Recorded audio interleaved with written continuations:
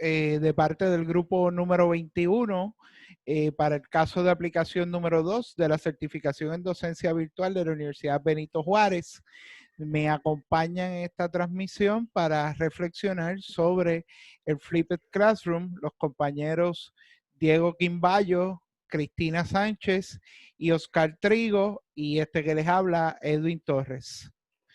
Estaremos discutiendo una reflexión sobre qué aprendimos, cómo lo aprendimos y para qué nos sirve lo que hemos aprendido de Flipped Classroom en esta experiencia trabajando juntos. Comencemos por qué aprendimos. Oscar.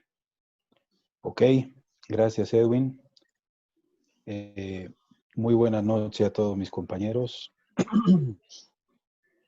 Personalmente yo creo que ha sido bastante enriquecedora esta unidad, esta temática 2 del Flipped Classroom, ya que permite abrir el horizonte en cuanto a poder estructurar bien la clase hacia afuera, ¿no? La clase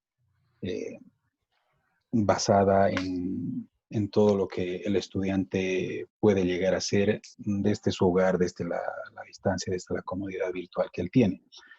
Entonces, me ha quedado claro el tema principal de la finalidad que tiene este modelo, ¿sí? Los beneficios sobre todo que se pueden lograr alcanzar. De ahí que también más adelante vamos a ver en lo que vamos a ir explicando en la temática que hemos decidido plantear para ejemplificar un poquito, pero me parece bastante interesante, ¿no? El tema también que está muy asociado al aprendizaje colaborativo, ¿no? Al desarrollo antes, durante y después, al planteamiento de las actividades que se deben efectuar para poder organizar bien este modelo llevado a cada una de las asignaturas, ¿no? Y sobre todo el Mastery Learning, que claro, potencia un poquito el conocimiento y el ámbito de cada asignatura, de cada materia, de cada grado en función de lo que cada uno vaya estructurando, ¿no? Y finalmente, las diferentes actividades que se puedan planificar. Entonces, en lo personal, me quedo bastante contento, conforme, porque realmente es un gran panorama el que se me ha abierto en base al modelo. Diego. Edwin, muchas gracias. Un saludo para los compañeros aquí presentes. Realmente para nosotros pues ha sido una innovación, a pesar de que dentro de la información planteada que se nos ha suministrado pues es un modelo que se ha venido trabajando desde hace mucho tiempo. Sin embargo, pues en el caso mío personal yo nunca había tenido la posibilidad de conocer sobre este tipo de, o modelo de enseñanza más bien, y pues realmente es asombroso cómo de una forma, más bien de una crisis como la actual en la que nos encontramos, podemos sacar un provecho tan grande a través del Flipped Classroom, porque de una u otra forma podemos convertir en el centro del aprendizaje realmente al estudiante. Es decir, nosotros veníamos de un modelo totalmente diferente en el cual quien era el centro del proceso educativo era el profesor, y aquí en esta nueva forma que se nos plantea, o en el caso mío que la asumo como una novedad, realmente es poner en el centro de esta forma de educación al estudiante, para que él, dotado de todas las herramientas que se le puede brindar, efectivamente, como decía nuestro compañero, en esos tres etapas, antes, durante y después de la clase, pues pueda adquirir realmente el conocimiento. Y cómo el profesor deja de ser esa persona que transmite únicamente el conocimiento a un estudiante, como si ese estudiante fuera una máquina de introducir información, pero no era un ser pensante o un ser que pudiera ayudar a construir un conocimiento con sus compañeros de clase, con la orientación del profesor, con todas las herramientas que podría contar desde el punto de vista de la virtualidad, donde puede apropiarse de cada una de estas herramientas, donde puede empezar a escudriñar toda esta información y encontrar el momento clave que es ese encuentro sincrónico o asincrónico, pero que tiene ese contacto directo o indirecto con el profesor, quien ayudará a orientar ese conocimiento, a aterrizar ese conocimiento de una forma mucho más adecuada. Entonces, para mí es una forma muy importante, un modelo muy novedoso de poder enseñarle a los estudiantes, de poder combinar a los estudiantes en esta forma de educación, de tal manera que se plantee una educación de mayor calidad y que realmente quien reciba este proceso educativo pues pueda entender, aprender y comprender todo el proceso educativo en su totalidad. Muchas gracias. Cristina. Ok, hola a todos, es un gusto estar aquí con ustedes. Sí, ¿qué es lo que he aprendido hasta ahora? Bueno, para empezar, creo que este ha sido un curso muy, muy interesante. En este, sí, en este caso yo podría decirte que es algo nuevo para mí, allá en el ámbito como docente, porque lo he hecho como estudiante, ya he tomado cursos virtuales, pero ya como docente ya es un rol totalmente diferente. Creo que así como estamos diciendo anteriormente, ya esto que es lo de la pandemia y toda esta situación ha dado como, nos ha hecho impulsar el siguiente paso, que es, ya estamos en otra etapa de educación. Creo que anteriormente se decía que la educación virtual, había escuchado que había gente que decía que no era muy buena, que con sus peros, que no era lo suficientemente para aprender, pero yo creo que así como he leído en las unidades anteriores, es de disciplina, es de la autosugestión de que nosotros queramos aprender, porque algo sí que es muy importante, perdón, es que así como los días pasan, la tecnología avanza, entonces no nos podemos quedar atrás. Es algo que nosotros tenemos que ir de lado a todo eso que va avanzando. Entonces, como la educación es algo de lo que no nos podemos olvidar, yo creo que la educación es algo muy importante en el desarrollo de cada uno. Entonces, sí, en este caso, sí, a mí me han gustado los temas que hemos desarrollado hasta ahora, porque ya es una nueva forma de ver cómo se aprende, cómo se enseña en el procedimiento de enseñanza-aprendizaje entre profesores y alumnos, y cómo esto nos va a hacer mejores profesionales en cada momento, porque así como podríamos comparar la educación de hace unos 20 años o 10 años, yo creo que la mayoría de nuestros padres llegaban a bachillerato o educación básica. Ahora yo creo que de acuerdo a la educación aquí en Salvador, yo creo que ya la mayoría ya está llegando a su licenciatura. Pero dentro de unos años una licenciatura no será suficiente. Una licenciatura sí es algo complementario, pero siempre es de saber más. Entonces, yo creo que esto con el aula virtual, nuestro mayor objetivo es querer avanzar y querer aprender más. Gracias. Edwin, adelante, por favor.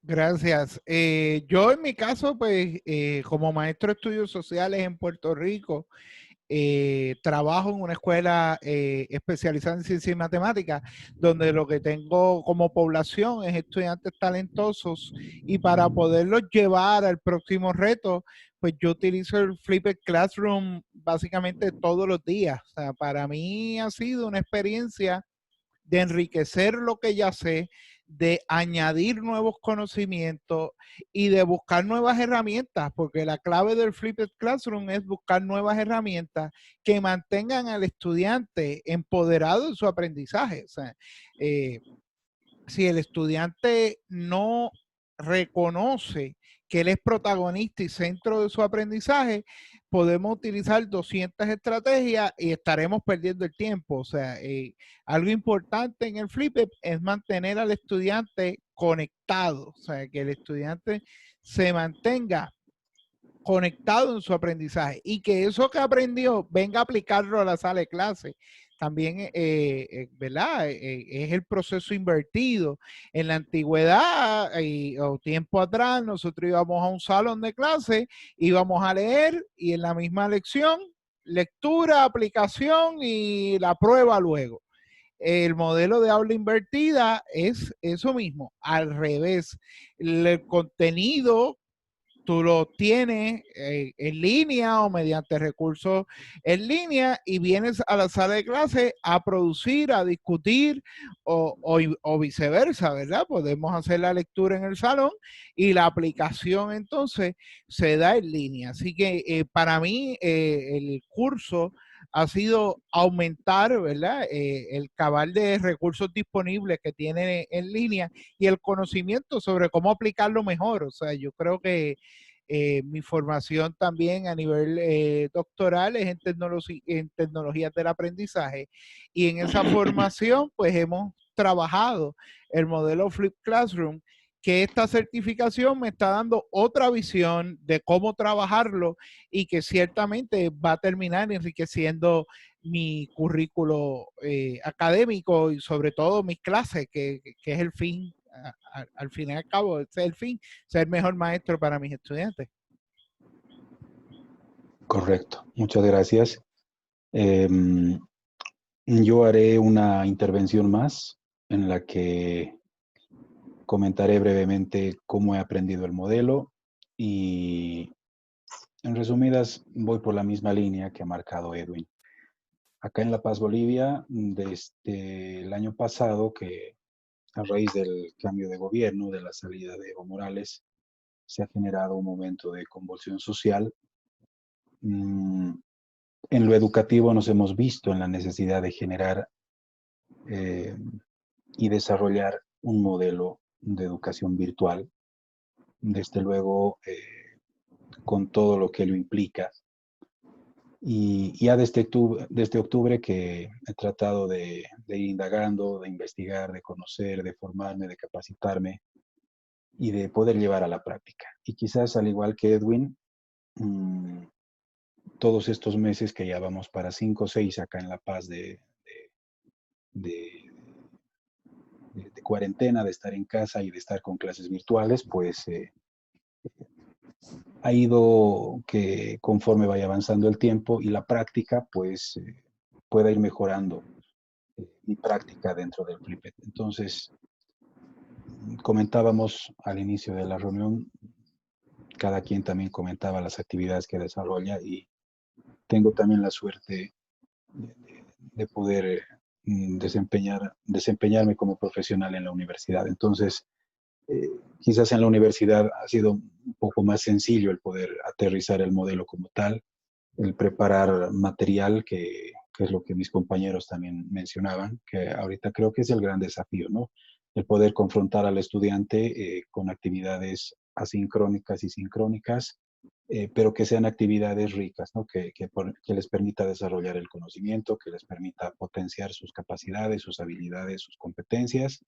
Entonces, me encuentro en pleno ejercicio también del modelo, por lo tanto, todo lo que he aprendido me viene de maravilla porque enriquece todo mi quehacer, toda la labor docente que vengo desarrollando y desde luego me ha abierto un montón de horizontes, especialmente recuerdo mucho la última infografía que hacía relación a todos los pasos del modelo, donde se plantean una serie de preguntas que realmente me van a permitir mejorar mi actividad. Muchas gracias. Adelante, Diego, por favor. Oscar, muchas gracias. Sí, realmente, pues es muy diferente en nuestros países. Realmente el confinamiento pues nos ha obligado a ello, nos ha obligado a poder pues a tratar de implementar lo que no conocíamos. En el caso mío, pues fui totalmente empírico en la forma de tener que llevar pues todo este modelo educativo a la virtualidad. Pero pues yo tuve una gran dificultad y es que yo soy profesor de la Facultad de Derecho y doy una materia en Derecho que es Derecho Administrativo que tiene demasiada teoría. Entonces, al tener demasiada teoría y pues venir los estudiantes como en un enfoque totalmente distinto, es decir, el profesor es el centro, ellos llegan, como les decía inicialmente, llegan, reciben la información, hacen un par de trabajos, contestan unos parciales, el examen final y con eso se mide el conocimiento. Entonces, yo pues traté digamos, la universidad, por ejemplo, facilitó un aula virtual y en esa aula virtual poder entregar mucho material para que el estudiante pudiera de forma autodidacta aprender ciertos conocimientos, pero pues no podíamos abandonar mucho el esquema tradicional, más bien combinarlo un poco, pero ha sido muy difícil.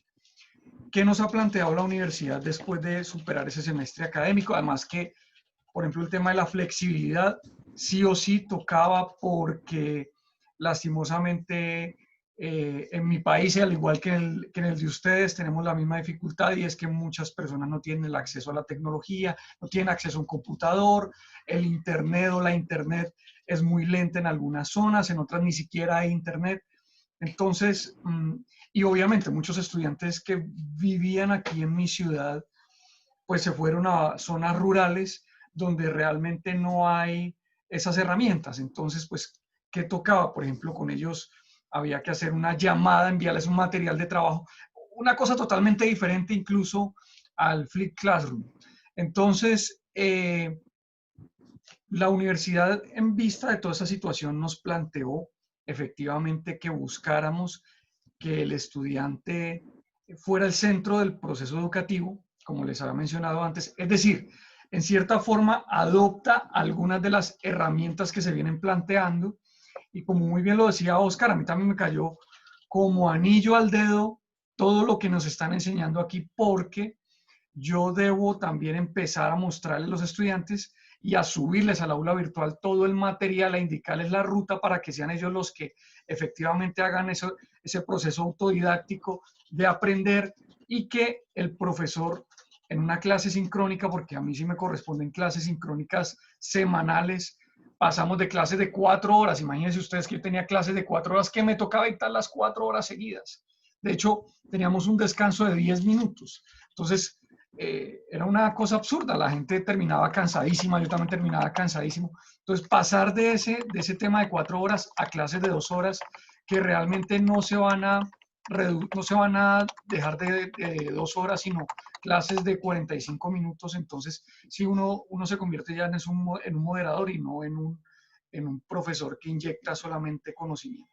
Entonces, realmente sí creo que esta forma de aprendizaje del Flip Classroom sí nos ha ayudado muchísimo, sí nos ha llevado, primero, a esta forma de adquirir el conocimiento y en segundo lugar, pues ahora con las herramientas, pues con mayor razón podemos dar una aplicación mucho más centrada hacia el tema. Qué pena que me hubiera extendido un poco, pero pues era la idea de poder compartir la situación.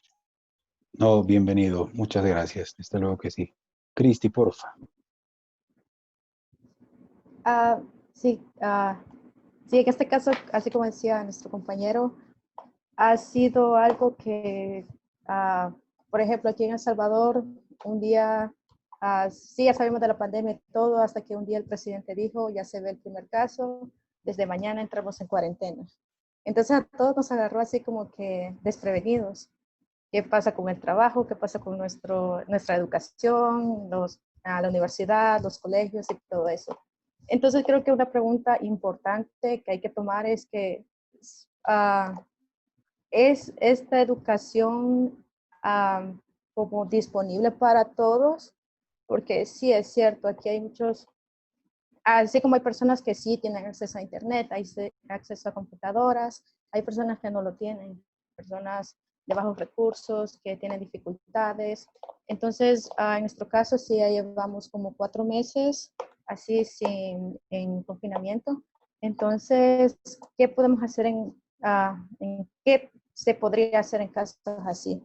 Porque hay mucha gente que ha perdido los años escolares, ha perdido el ciclo universitario. Entonces, sí fue algo, así como decíamos anteriormente, en lo que no estábamos preparados, pero ¿cómo sería en un futuro? Ya después de esto, si todos tendríamos el acceso a una educación así, una educación virtual.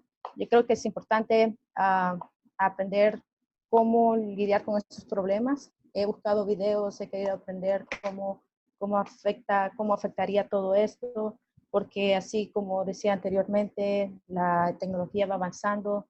Entonces, ya no se trata solo de aprenderse cosas, solo a memorizar, sino que ahora se trata como ya de aprender cómo funciona el cerebro, cómo es el proceso de aprendizaje y cómo, porque desafortunadamente nos enseñan cómo ser competitivos entre todos, cuando no todos aprendemos de manera igual. Entonces, sí, en este modelo educativo que tenemos en este momento, ya es como momento como de actualizarlo. Entonces, sí, yo creo que aún se está trabajando en ello y que sí se espera que el proceso educativo mejore con los años, porque así como mencionaba anteriormente, es algo que no se nos puede olvidar, que no lo podemos dejar así de alto, porque es algo que si no dentro de 20, 30 años nos va a explotar como en la cara, como que, ¿por qué no pensamos en eso anteriormente? Gracias. ¿Verdad? Gracias, Cristi. Adelante, Edwin, por favor, nuevamente. Gracias. Bueno, ¿cómo aprendí? Pues como decía en mi intervención anterior, básicamente yo todos los días aprendo algo distinto del Flip Classroom porque lo aplico en mi práctica como maestro de escuela superior acá en Puerto Rico.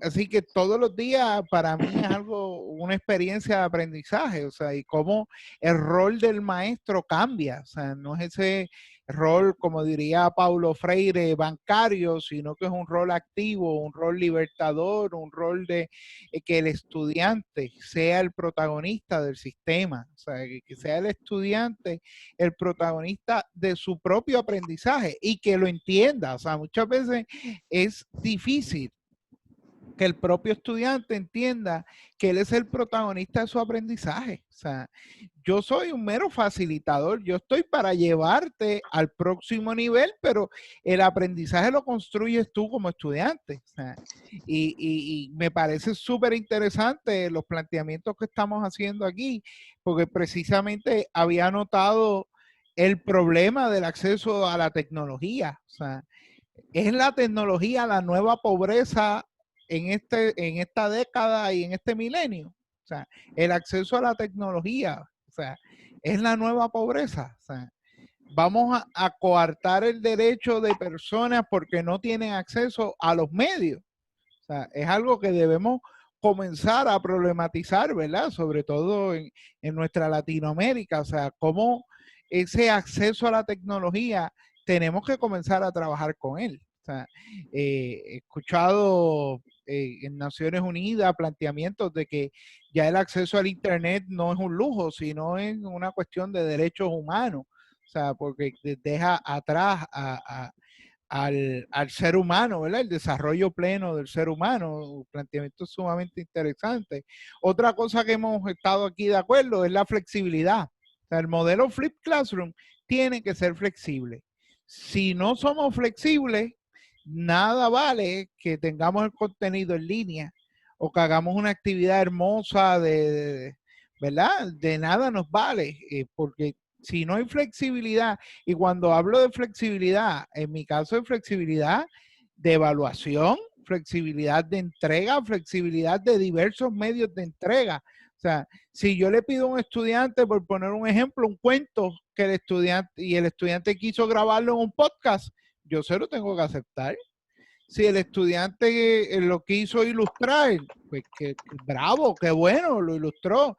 Si el estudiante quiso grabarlo y hacer un video, hacer una obra del cuento que le di, pues eso hay como docente tenemos que tenerlo abierto, o sea, un campo abierto para ser flexible dentro de las opciones y no limitar nunca al estudiante, o sea, generar una capacidad, ¿verdad?, de interés y cómo el estudiante va a llegar al próximo nivel. En el modelo Flipper, simple y sencillamente retando al estudiante, que el estudiante entienda que él es el centro de su propio aprendizaje y no ponerle límites, o sea, que ellos vuelen, que su imaginación vuele. O sea, yo creo que con eso contesté la pregunta. Vamos a la última ronda de para qué me sirve lo aprendido hasta el momento. Empezamos con Diego.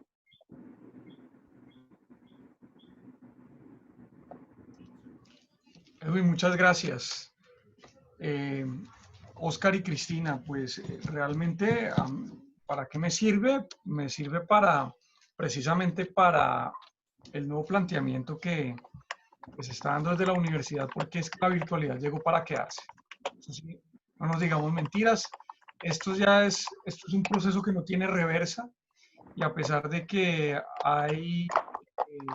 pues hay momentos en los cuales, o más bien, zonas en las cuales dentro de nuestros países requieren regresar de cierta forma a la presencialidad, pues los gobiernos tendrán que de una u otra forma mirar cuál va a ser las, las herramientas a través de las cuales van a facilitar toda esta tecnología. Es decir, ellos tendrán que ya poner dentro de sus prioridades de gobierno dotar a la comunidad de herramientas tecnológicas para acceder al conocimiento. Pero pues en lo que a mí respecta, realmente creo que la virtualidad llegó para quedarse. Creo que aquí ahora la competencia más grande va a ser en la virtualidad. Efectivamente, aquí llegó una universidad a Colombia para ser muy competitiva frente a la virtualidad, y le ha restado muchísimo estudiante a algunas universidades que venían con un método tradicional. Entonces, ya entrar en competencia con ese tipo de instituciones educativas, pues nos obligan a todos a tener que enfocarnos en este modelo del Flip Classroom. Y yo también pienso que la flexibilidad ayuda también muchísimo a que el estudiante se enfrente con lo que tiene que enfrentarse, que es con la realidad de la vida. No va a tener todo el tiempo un policía que le indique qué tiene que hacer y qué no tiene que hacer. No, el estudiante va a tener que enfrentarse solo a la vida, aprender qué es la vida, y pues qué mejor que lo aprenda desde sus niveles de bachillerato y obviamente en la universidad con mayor razón, para que el día que sea un profesional pues pueda estar ya bajo una realidad de la vida y no bajo un presupuesto de hecho que al fin de cuentas, como nos pasa a nosotros en el derecho, conocemos una parte muy romántica del derecho, pero cuando llegamos a la realidad nos enfrentamos con una situación totalmente diferente.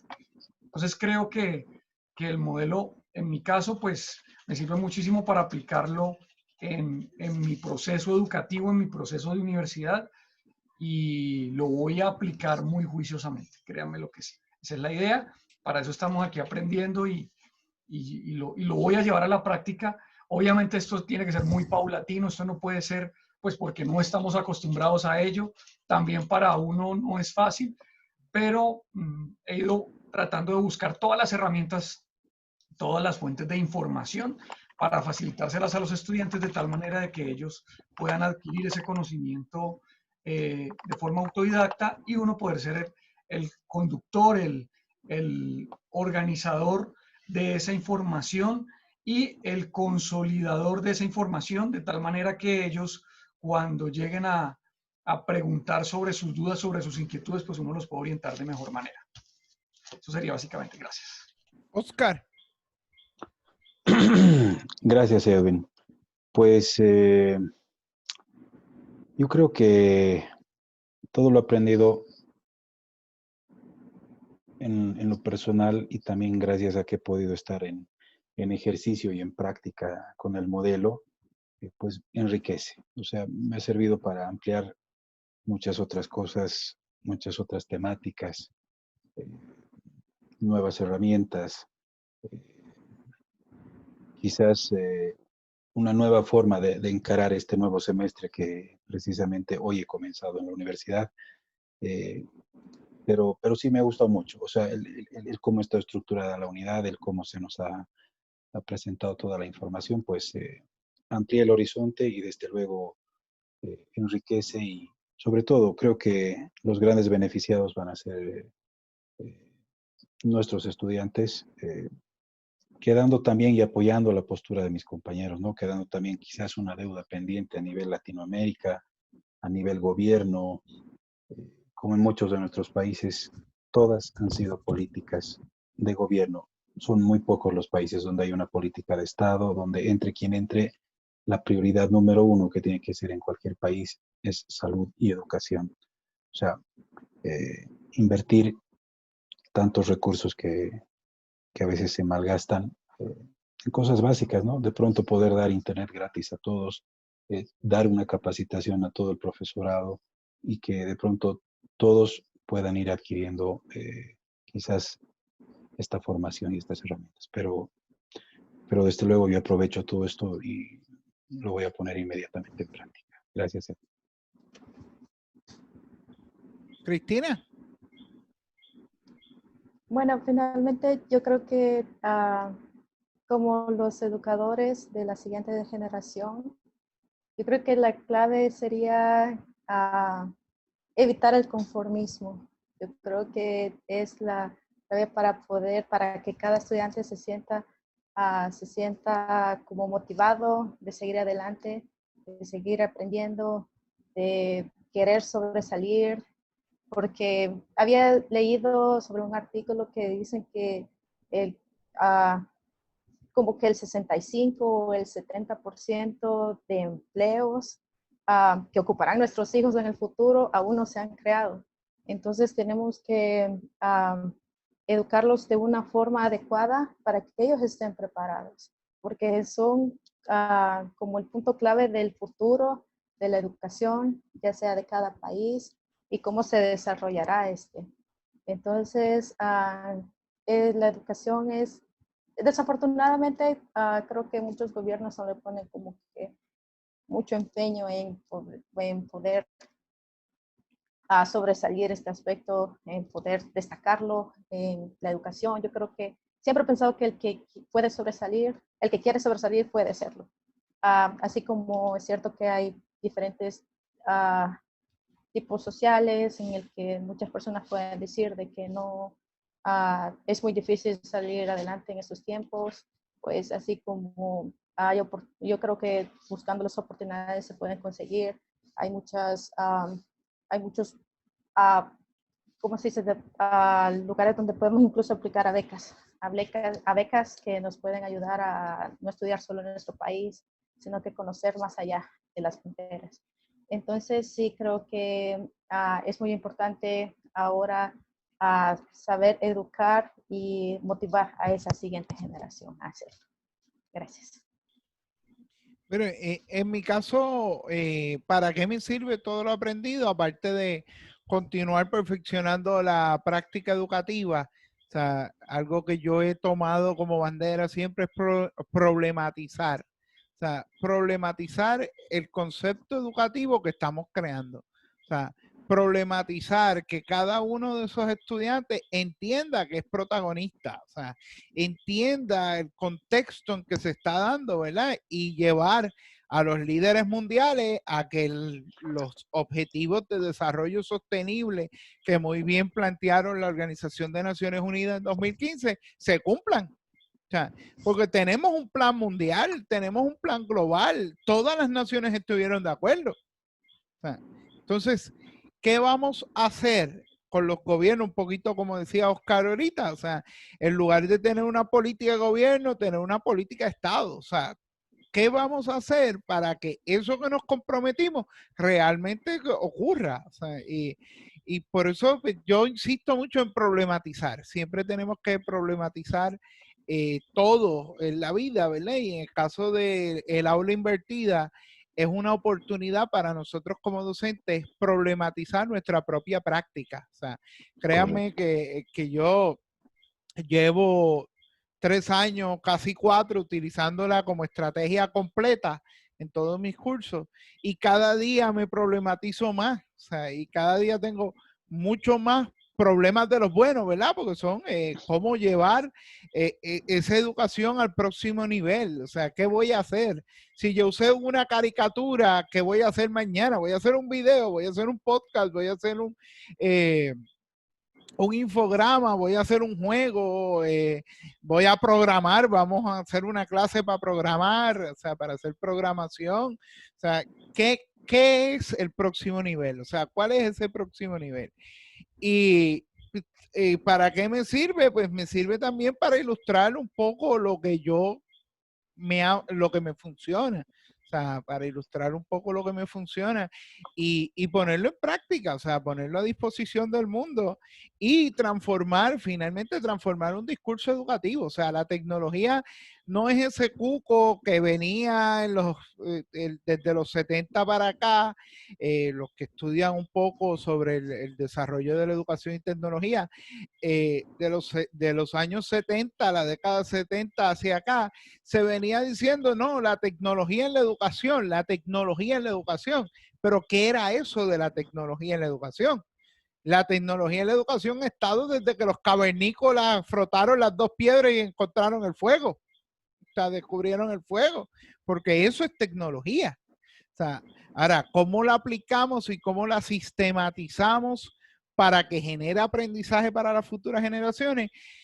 Eso es un poco lo que el modelo de aula invertida, ¿verdad? Nos está ayudando en este momento. O sea, en este momento es ideal comenzar a dar los pininos. Eso no quiere decir que de aquí a 10, 15, 20 años sea lo que nos ayude a mantener la educación, ¿verdad? A flote y activa, porque tenemos otro problema. O sea, esta generación es una generación rápida. O sea, yo puedo comunicarme por Twitter, en 2 segundos se volvió algo viral. Pero se volvió viral, estuvo viral 1 hora, salió del trending topic, se perdió. O sea, la proximidad de la información también, cómo la vamos a manejar. Así que es un poquito de lo que yo entiendo que me sirve todo esto del Flipped Classroom. Si algún otro compañero tiene un comentario final o algún otro comentario.